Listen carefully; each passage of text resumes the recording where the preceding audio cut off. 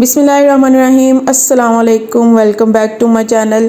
तो जी कैसे हैं आप सब? उम्मीद करती हूँ सब ठीक ठाक होंगे। आपकी दुआओं से हम भी ठीक ठाक हैं। तो जी करते हैं आज का व्लॉग शुरू। यहाँ पर जी हम करने लगे थे नाश्ता। मैं और मोहिब करने लगे थे। हस्बैंड ऑफिस चले गए थे। तो यहाँ पर जी मैंने पराठा बना लिया था। साथ बना लिया था जी मैंने अंडा और अचार। सर्दियों में ना ये पराठा बड़े शौक़ से खाया जाता है। बड़े किस्म के पराठे बनते हैं। ज़्यादातर जी रात का जो सालन बचा होता है या अंडा या अचार ले लो, साथ चाय ले लो, तो यही नाश्ता होता है। या कभी मूली का पराठा, आलू का पराठा, तो बस ऐसे ही है। मोहिब को वैसे ही बड़ा पराठा पसंद है। इसको जब भी मैं पूछूंगी ना मोहिब आज नाश्ते में क्या खाएं, तो कहेगा मम्मा चिली सालन पराठा और चाय। तो जी यहाँ पर मैं मोहिब और मैं नाश्ता कर रहे थे। मोहिब को ना हाफ़ फ्राई एग पसंद है, तो उसके लिए मैंने बना लिया था जी हाफ़ फ्राई एग। तो जी नाश्ता वगैरह करने के बाद यहाँ पर मैं बाहर आ गई थी। मैं काम वगैरह करने लगी थी।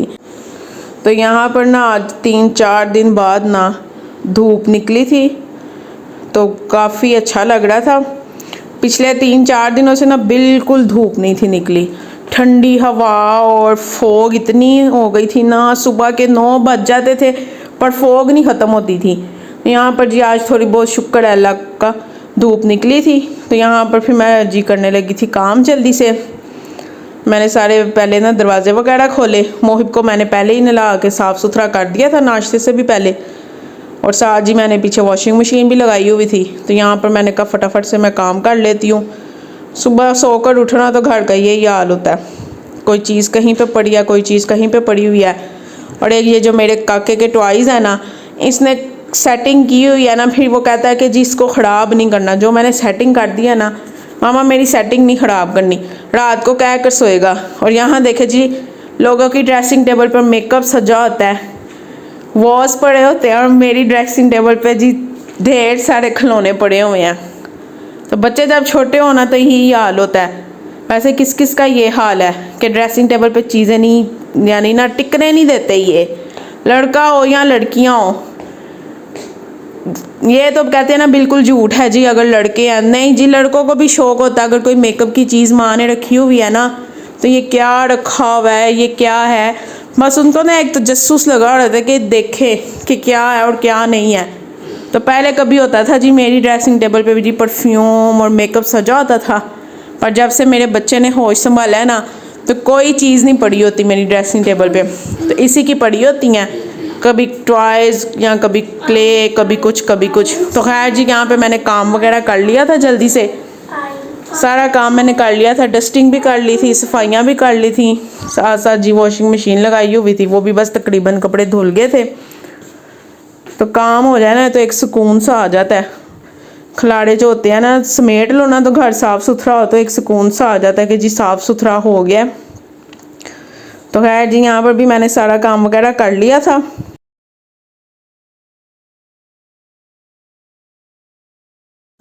अच्छा जी, काम शाम करने के बाद जी यहाँ पर मैं आ गई थी किचन में।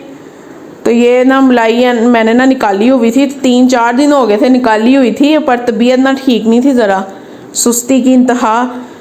तो बस ये बेचारी पड़ी हुई थी। तो आज मैंने सोचा बस इसको ना फटाफट से मैं करूँ, यानी इसको घी निकालना था, तो मैंने कहा निकाल लूँ जल्दी से। तो ये रात को ही ना मैंने ना फ्रिज से निकाल के ना बाहर रखी हुई थी, तो ये बिल्कुल रूम टेम्परेचर पे थी।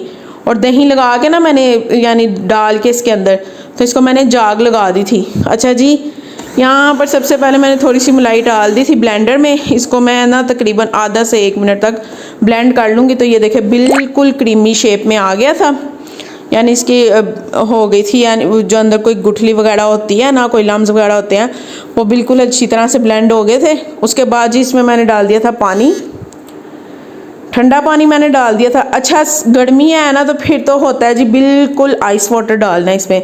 लेकिन यहाँ पर ना मैंने डाला आइस वाटर ही था, क्योंकि मेरी जो मलाई थी ना वो मैंने रात की ही बाहर निकाली हुई थी, वो बिल्कुल रूम टेम्परेचर थी।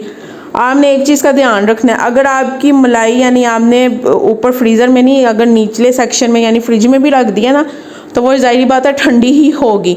तो अगर सर्दियों में अगर आप उसमें नॉर्मल पानी भी डालते हैं ना रूम टेम्परेचर का, तो फिर भी बहुत अच्छा मक्खन बन जाता है।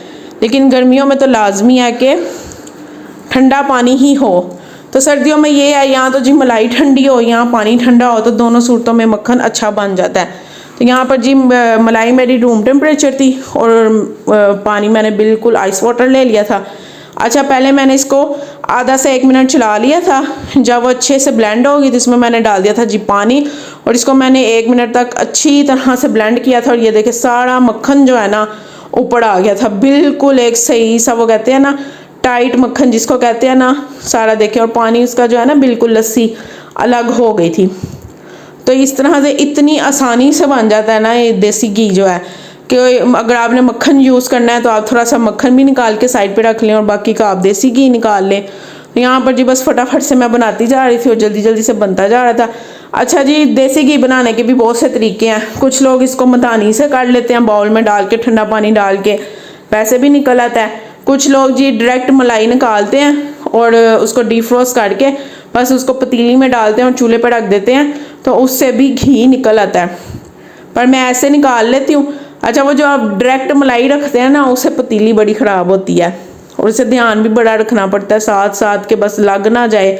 तो इस तरह ये है कि मक्खन निकाल के ज़रा मुझे लगता है जल्दी निकल आता है, और जो बर्तन होता है ना यानी पतीली जिसमें आप निकाल रहे होते हैं, वो भी इतनी ख़राब नहीं होती।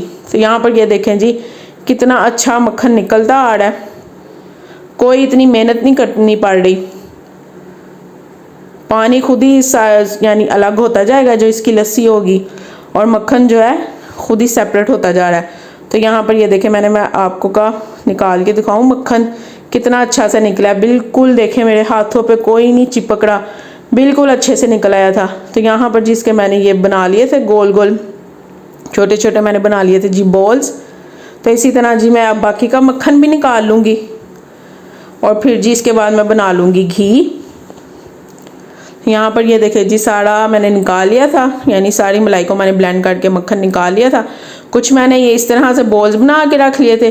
अच्छा, मक्खन लगा कर भी खाओ ना आप रोटी पे तो बड़ा अच्छा लगता है। तो यहाँ पर जी थोड़ा सा मैंने मक्खन निकाल लिया था और बाकी का जी मैंने देचकी में डाल के ना तो घी बनने के लिए रख दिया था चूल्हे पे। अच्छा जी, आपने ध्यान रखना है चूल्हा जो है ना आपने लो फ्लेम पे ही रखना है। ये ना हो जी आप तेज़ रखें तो ये वो कहते हैं ना इसमें बॉयल आ जाए और सारा घी आपका बाहर आ जाए। तो साथ साथ चम्मच थोड़ी थोड़ी देर बाद हिलाते रहना है और इसको आपने हल्की आंच पे पकने के लिए रखना है। और यहाँ पे देखे जी कितना अच्छा देसी घी जो है ना निकलना शुरू हो गया है, और माशाल्लाह से यहाँ पर देखे जी घी हमारा निकल चुका था। इसको मैं अब कर लूँगी स्टेन और किसी कंटेनर में या बाउल में जिसमें भी आपने डालना है इसको डाल के रख लें। चूल्हा बस आपने ध्यान रखना है इसको आपने हल्का ही रखना है, क्योंकि जब इसमें बॉयल आता है ना तो फिर ये बाहर आ जाता है। सारा जो होता है ना इसके ऊपर एक झाग सी बनी होती है, सारी बाहर आ जाती है।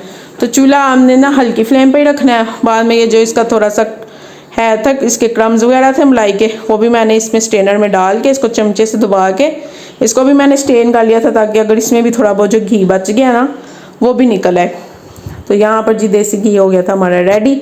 अच्छा, किस किस को देसी घी पसंद है और किन किन के बच्चे जो है ना देसी घी खाने से भागते हैं। कुछ बच्चे तो ऐसे कहते हैं जी हाय स्मेल आ रही है, हमें स्मेल आ रही है, पर उन बच्चों को ना इनके फ़ायदे नहीं पता कि जी देसी घी के फ़ायदे कितने हैं। अच्छा, देसी घी खाने के तो फ़ायदे हैं ही हैं। अगर आप इसको सर पे लगाओ ना, मैं कहती हूँ बाल क्या हसीन और जमील हो जाते हैं, टूटना बंद हो जाते हैं, बिल्कुल गिरना बंद हो जाते हैं, सिरकी ख़त्म हो जाती है और ऐसे सिल्की स्मूथ हो जाते हैं ना, और इनकी ग्रोथ भी बड़ी अच्छी होती है बालों में। तो अगर आप इसमें प्याज या आप इसको बादाम जला के ना देसी घी में तो वो सर पे लगाएं तो मैं कहती हूँ बहुत ही फ़ायदेमंद है। अच्छा जी, यहाँ पे मोहिब खेल रहा था जी अपने बाबा के साथ, खाना वगैरह हमने खा लिया था, अब यहाँ पर दोनों खेल रहे थे। तो चले जी, करती हूँ इसी के साथ मैं अपनी वीडियो का एंड। उम्मीद करती हूँ वीडियो पसंद आई होगी। अगर पसंद आई है तो लाइक कर दीजिएगा, चैनल पे नहीं हुआ तो सब्सक्राइब ज़रूर कर दीजिएगा। बहुत जल्द मुलाकात होगी नेक्स्ट वीडियो के साथ, तब तक के लिए रखिए बहुत सारा ख्याल, मुझे रखिएगा अपनी दुआओं में याद। अल्लाह हाफिज़।